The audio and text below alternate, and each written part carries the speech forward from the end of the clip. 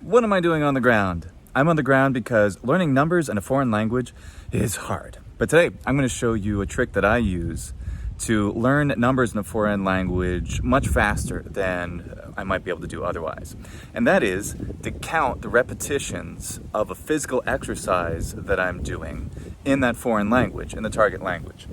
I'm going to use push-ups today, but you can use any exercise you want, anything that's repetitive, and if it has a lot of repetitions, the more the better, because if we want to count in the foreign language, it's good to get as many of the numbers as possible, right?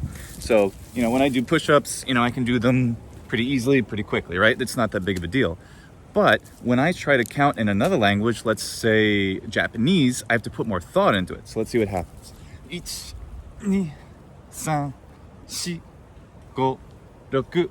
Now, when I do that, whatever language I'm trying to count in, I have to put in mental energy. Now, the mind has to put in some concentration just to contract the muscles. So if we're doing exercises, and of course when we exercise, we're trying to push ourselves to failure most of the time. And in that case, we don't have as much mental energy available to do the exercise because we're trying to put some of it into the number. Now, I know the Japanese numbers. So if you're trying to do this for whatever your target language is, you can have the numbers right in front of you. You can read off with them. But you'll notice that whatever exercise you do, in my case push-ups, if I try to count in that language, it's a lot harder suddenly to do the physical exercise because I don't have as much mental energy available. At least that's how it seems to me. So let's say it's Italian. 1, 2, 3, 4. Whatever, that's not so bad. I know Italian numbers pretty well. But you don't have to always start at 1. If you're counting over a period of time, or just for the heck of it, you can start at like 100. So you have to add that other number. So 101, 102, 103, 104. And if you do like 10 a day, then you're building up over a long period of time. Or you could start in the middle somewhere. Maybe in, say, 50. So let me do 50 in German. So it's start with like 50, 51, 22, 23. And that's harder for me because I'm not as comfortable with the German numbers as I am with, say, Italian or even Latin. And you don't have to do this just for the cardinal numbers, which are 1, 2, 3, 4, but you can do them for the ordinal numbers. So 1st, 2nd, 3rd, 4th, 5th. And just a matter to practice and to count in order. So say Latin, right? So the Latin ordinal numbers, which are 1st, 2nd, 3rd, 4th, etc., are primus, secundus, tertius, quartus, quintus, sextus, septimus, and so forth. What's next? Octavus. Now I know octavus, but because I'm already tired, as you can see, I have to put more energy into just accessing that memory. So I know all these numbers, but when I'm forced to do that, I kind of trip up a little bit. Now, this is what I've noticed as the effect when I do this. The effect is that when I do this, whether it's, it could be, whatever, pull-ups or sit-ups, you name it, that I slow down. And sometimes because the numbers themselves are very long. For example, when we get up to 18 in Latin with the cardinal numbers, so it's weird. It's not like most other languages. It's 2 from 20. So 2 de viginti, 1 de viginti, viginti, viginti uno, viginti duo, and so forth. And those numbers are long, so it will actually slow down the repetition. And when that happens, something like this, it gets harder to do, which is good because it's good to be able to do an exercise fast, but it's also good to be able to do the muscle contraction more slowly. It helps to exercise a different aspect of the muscle. I don't know much about athletic science, but it makes it harder, so it can actually end up becoming a better workout sometimes. So that's nice. But the real benefit is that we take, because in English, I can count from any number, 1,742.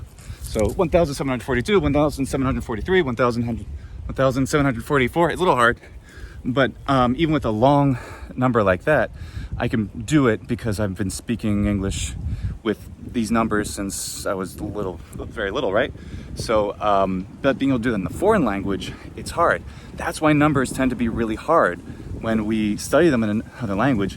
Not because counting's hard, we've been doing that since we were small, but because we have so much experience in our native languages, counting whatever number sequence, to be able to pull those out of the air suddenly. Because normally when we're counting in another language, or we're trying to say a number, it's not at random, or we're putting all our concentration on it.